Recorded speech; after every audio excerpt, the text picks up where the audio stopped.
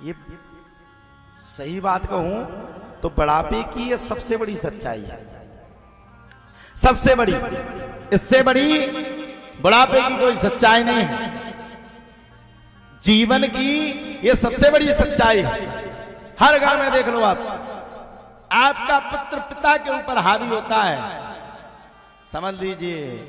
बस वही श्लोक मुझे याद आ गया, बारही पुत्र पिता के धर्मा, बारही पुत्र पिता के धर्मा, ओ बारही पुत्र पिता के धर्मा, बारही पुत्र पिता की धर्मा, खेती उपजे अपने कर्मा, खेती उपजे अपनी कर्मा, ओ बारही पुत्र पिता के धर्मा, बारही पुत्र पिता की धर्मा, ओ बारही पुत्र पिता के धर्मा। क्या सुंदर पंक्ति गई, बारही पुत्र पिता के धर्मा। जो ये पुत्र कर रहा है जीवन में, ये सब जो घट रहा है, इसका दोषी पुत्र नहीं है, पिता है। बारही पुत्र पिता के धर्मा, खेती उपजे अपने कर्म। पिता ने कैसे कर्म किए?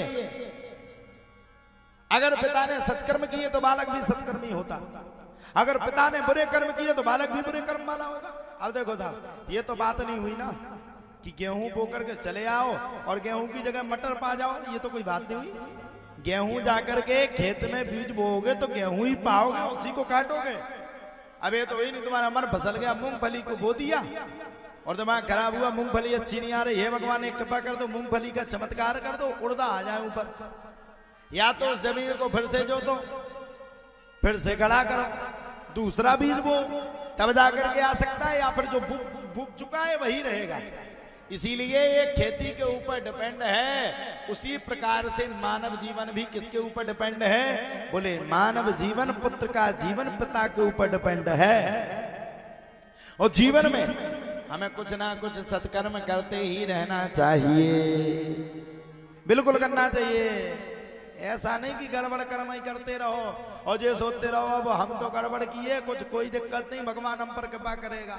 अच्छा, दुनिया में गड़बड़ कर्म तो ठीक है, दुनिया में सबसे ज्यादा अगर संसार में किसी चीज की हाय हाय मची है तो पैसा की।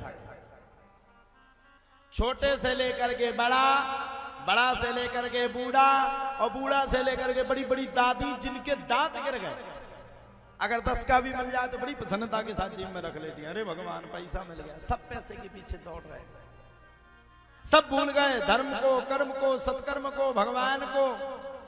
अरे हम ये नहीं कहते कि पैसे की जरूरत नहीं, पैसा की जरूरत सबको है, धन की जरूरत सबको है, चाहिए सबको। अरे धन से तो जीवनी चलती है, लेकिन धन के साथ साथ अगर भगवान को ना भूलो ना, ध्यान रखना, भगवान को भजते रहो ना, तो इस बात का भी आप परिपक्वता के साथ ध्यान रखना।